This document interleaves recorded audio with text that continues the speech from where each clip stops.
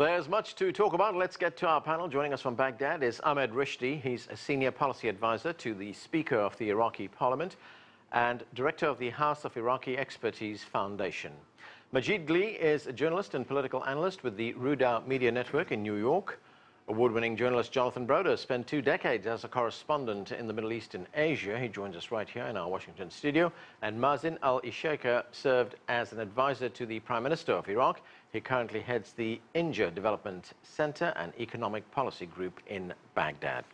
Thanks to all of you for joining us. Mazin, let's look at this Iraqi election. So the political bloc that was led by the Shiite cleric Muqtada al-Sadr finished first. He is now in a position to be a power broker in the formation of a new government. What was al-Sadr's message that resonated so well with the Iraqi voters? Great question there. The bloc that is called Sa'irun, which was probably the most secular of all groups, you know, ironically with a cleric like Sayyid Muqtada al-Sadr leading it, Sa'irun did actually have Sunnis, Shiites, Kurds, and it also had 2 communist MPs that won the election. So that broad range of appeal is what gave it that 54 seats that it won in the election. Ahmed Rushdi, the outgoing Prime Minister Haider al-Abadi and Muqtada al-Sadr, they formed an alliance, a political coalition, to form a new government. Now, these 2 men were once political foes, so is this a marriage of convenience? Can this alliance last? Well, actually, let us talk frankly. Actually, Sayyid Muqtada al-Sadr, now centering him in the middle and making coalition all over the blocks, Shia, Sunni, and maybe he's sending message to the Kurds also. And now he made a coalition with Haider al-Abadi, Mr. Haider al-Abadi, the Prime Minister, which is the Nasr bloc. At the same time, he made another coalition with the Fatah, which is also another bloc, Shiite bloc, that belongs to the PMF. That means Sayyid Muqtada al-Sadr is actually centering him in the middle, making coalitions with everyone, and also he made a coalition with the Sunnis, with the Wataniya and other blocs that actually he wants at the end to make a line concerning some sort of a cross-ethnic or trans-ethnic, cross-ethnic bloc, major bloc in Iraq that has a national space at the end to choose the Prime Minister, the Speaker, and also the President at the end. Majeed, let's look at the numbers here in this election. The al-Sadr al-Abadi alliance, they've got just over 100 seats, so they are 64 seats short of forming a government. How do Kurdish seats factor into the formation of a new government? That will depend on the developments inside the Shiite house, as we call it, among the Shiite groups. At the end of the day, everybody is first of all waiting for the formal end of this what's called recount process. That decision has been made by the Parliament, and now it's slowly moving forward. By the end of that process, I think it will be clear in the Shiite house, among the Shiite parties, how many seats they will need. Regardless of that, according to our sources, the US and Iran, they agree of one thing in Iraq, which they don't agree on many things, which is the inclusion of the Kurds is a must in any government. But what kind of inclusion? You have 2 dominant Kurdish parties, PUK, KDP. Which one they will choose? Are they both will be joined in this government or not? That remains to be seen. But Kurds has to be in the new Iraqi government. This is a request by the US and Iran. Jonathan, let's look at the election right now. We have Muqtada al-Sadr, who presents himself as an Iraqi nationalist. He opposes the United States. So what does this election outcome mean for the United States? The big question for the United States is the future of the presence of about 4,000, 5,000 U.S. troops that are in Iraq. They are there to train and advise Iraqi forces. The United States wants to keep them there. Of course, we have to wait and see what Mr. Sadr will do about this. his alliance with Ameri, that part of the coalition would be against the presence of the United States, reflecting the views of Iran, which would like to see the United States leave the region. However, on the other side of the coalition, the outgoing prime minister, Haider al-Abadi, would like to keep the Americans there. Now, the Americans are counting on the fact that all parties would not like to see a return of Daesh, of ISIS. And therefore, the presence of the Americans are needed. There is some sort of possibilities to work around this. What they could do is they could have a UN representative, or a UN official, or UN officer represent the American presence, and that way work around the high-profile American presence. Just one question on that, and that is, if the political uncertainty continues and creates something of a vacuum, a power vacuum in Iraq, that could be exploited by a group like ISIS, couldn't it? Yes, absolutely.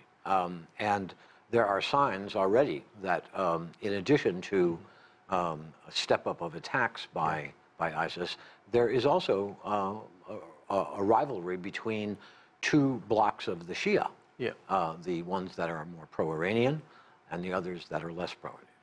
Mazin, as we can see, there's a lot of moving pieces here. What does this election do for Iranian influence in Iraq?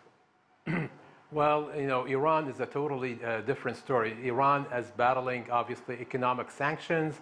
The price of the rial is diminishing, and plus it has challenges in Yemen and Syria. I think the last thing Iran wants is to get involved in the election in Iraq.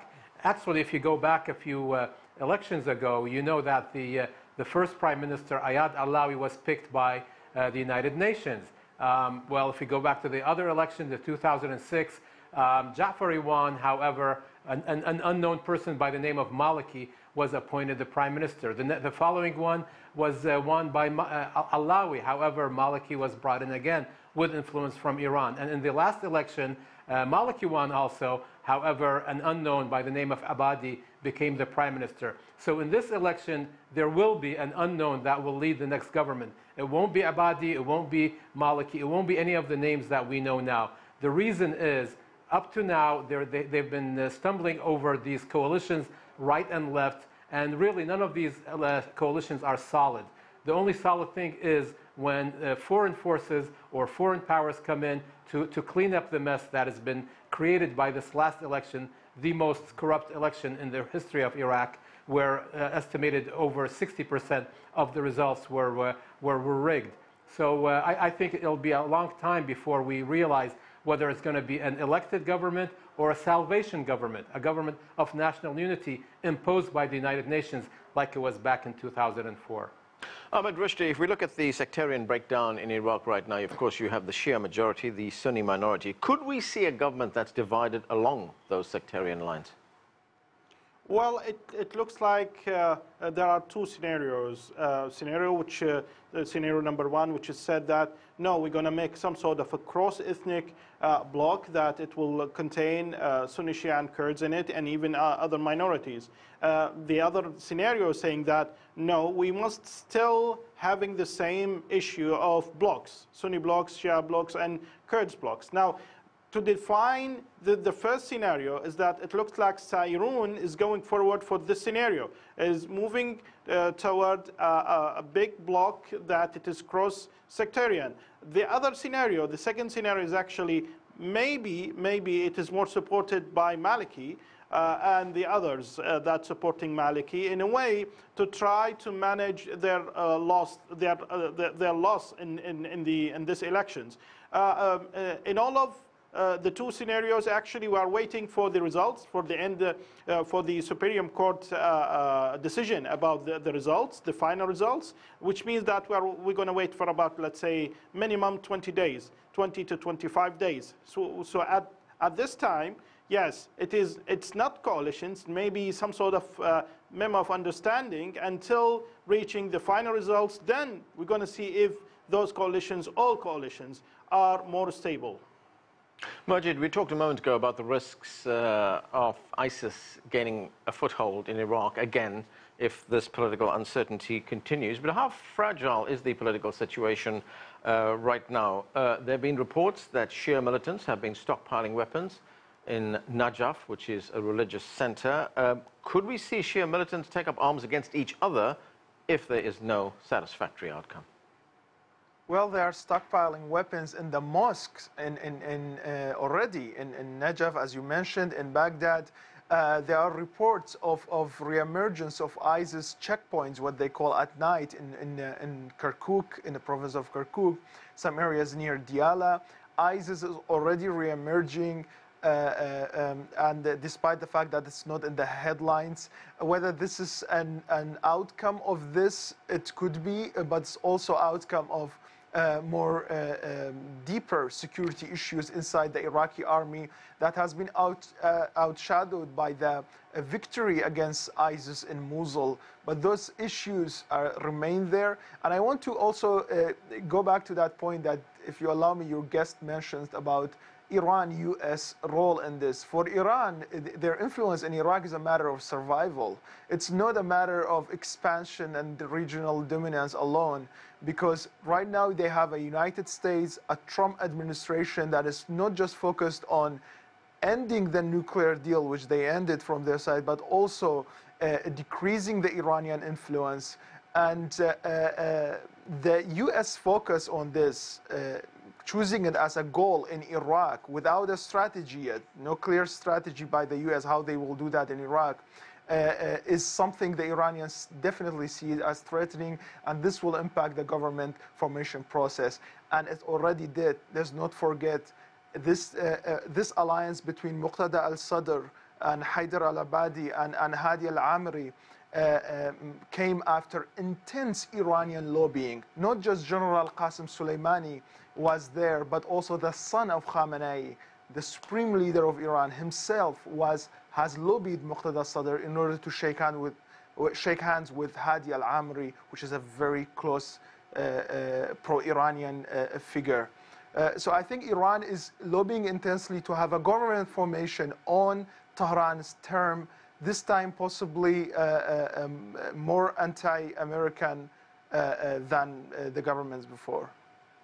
Jonathan, Iraq needs help with its economy. Iran can't really help in that regard because it's got its own problems. The only country that really can help is the United States. So does that, in a sense, reduce Iran's leverage, its influence in Iraq? Well, to a certain extent, yes. I mean, I think that, you know, for example, the main concern of the United States is a security concern. Right.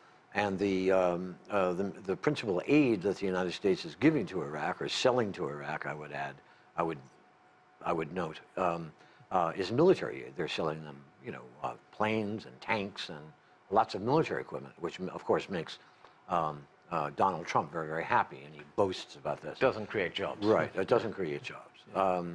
I might want to just mention one thing that I think is important here. Yeah. There's also a presence of American troops over the border in Syria. And Trump has informed the Pentagon that he wants that mission in Syria wrapped up within 6 months. And the idea would be to stay in contact with the United States allies, Kurds in Syria, through its military presence in Iraq, just over the border. So the future disposition, the future presence of American troops in Iraq is critical not only to the mission in Iraq, but also in Syria.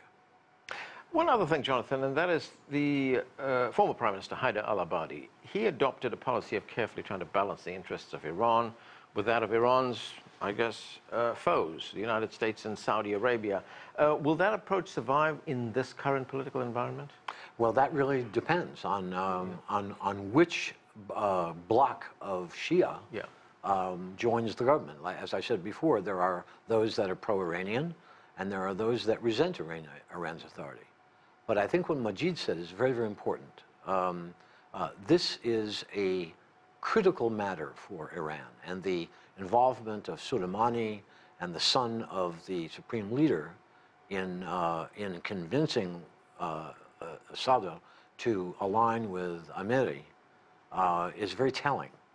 Now, under those circumstances, and given the fact that the United States, that Trump, has not only pulled out of the Iran nuclear deal, but is now pressuring all U.S. allies to cut off its purchases of Iranian oil by November 4th, this does not create a great deal of flexibility or willingness by the Iranians to do any favors for the Americans. Mazin, of course, a recount has been ordered. Do you think these results will be ratified by the Iraqi Parliament? And if they're not ratified, I mean, does that increase the risk of conflict? Well, you know, we all know that the election was rigged heavily, and the problem is not with the counting or the recount, because it's the ballots that were stuffed in these boxes that were rigged. So, you know, there's a lot of examples. There is a camp in Anbar where the inhabitants of the camp was 18,000. However, they received 120,000 ballots out of that camp. So it's the ballots that are rigged. To do a recount, you will get the same rigged results.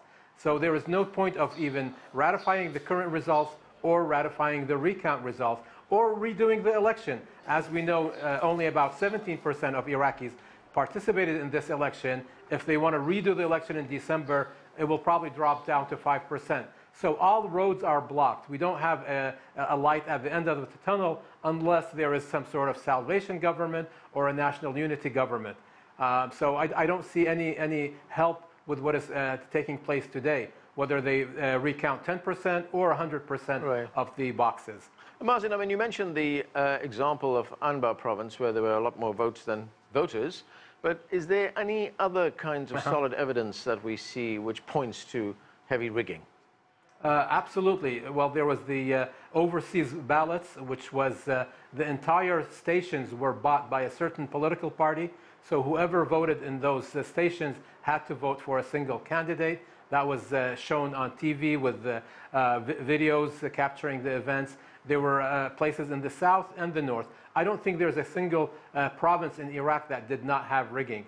In fact, they had boxes ready prior to the election, waiting for the end of the election so they can bring in the new boxes that were pre-voted, pre-stamped, pre-fingerprinted. So I think the entire world now realizes that this was a sham. This whole election was even the people of Iraq will not participate in another election, knowing that the political parties have prejudged the outcome before we even went to vote for the election. Therefore, there must be a solution outside the boundaries of Iraq. Whether it's going to be the U.S., the UN, Iran, I don't know. But the current state of events doesn't lead me to believe that we're going to get a democratic outcome of the election. Ahmed Rushdi, listening to what Mazin tells us there, is there now a big question mark over the legitimacy of this election?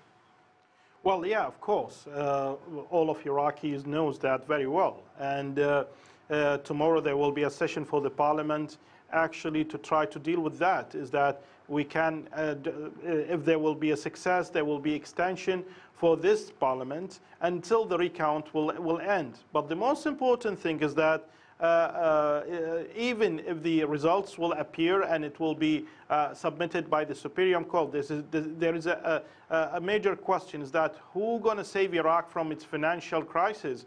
If there will be no connection with the international community, if there will be no connection with the U.S., with the UN, with the UK, and with France and the other countries, actually we need some sort of help from the international community to solve our financial problems, because at the end, even if you're going to make some sort of emergency government, how you can make solving, or how you can solve your problems financially.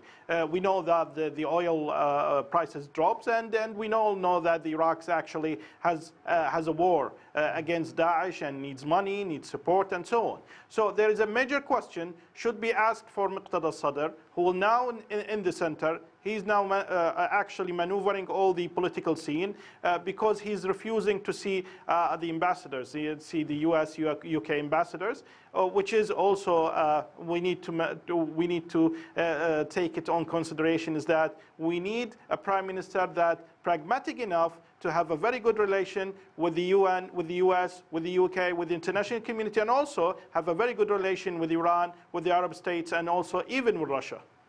Majeed, what does this election mean for the future of the Iraqi Kurds? What is the relationship like between the Kurdish Prime Minister and the central government in Baghdad? This election for Kurds is basically going back to Iraq after the referendum. This is how it will look like. Following the fall of Saddam Hussein in 2003, Kurds heavily involved in the political process.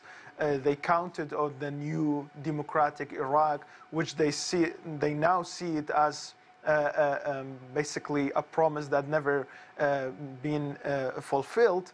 And now, after the failure of referendum, failure of the bid for independence, the Kurds are trying to find a new formula in order to maintain their semi-autonomous status, maintain their ability to sell oil, for example, independently, which is a very controversial matter between Iraqi government and the Kurdistan regional government. So for them, the question of oil will be a major question. And now, I want to add something. We have a new player in Iraq, not so visible, but we have Russia in the oil market. Russians made billions of dollars worth of deals with the Kurds, and now they are trying to gain more influence in the relationship between Erbil and Baghdad. For Kurds, the question of oil, the question of their semi-autonomous status in Iraq are basically all hanging on this government formation process. What will be the end result of it? Who will be the prime minister that they will deal with? Those are very crucial and questions for them. Jonathan, how will this election be seen in the region, in the Arab world? There is at least one commentator who said that this election marks the high-water mark for Iranian influence in the region. Well, I think that's the fear. I mean, but you have to remember that those kind of comments were made right after the announcement of the coalition between Sadr and Ameri. With the addition of Haider al-Abadi, that changes things. I mean, as one of the other guests said, Sadr is now in the middle of a very broad coalition with pro-American and pro-Iranian sides to it. I think the fear, of course, in the Gulf has always been Iranian influence and suzerainty, if you will, or hegemony over Iraq. It remains to be seen. We don't know yet. Okay, and that's where we have to leave it. Thanks to all of you for being with us. That's it for this edition of The Heat, but the conversation continues online. Join us on CGTN America's Facebook page to comment on this or any other show, or chat with us on Twitter at CGTN America. I'm Arnold Naidu in Washington, D.C. Thanks for being with us.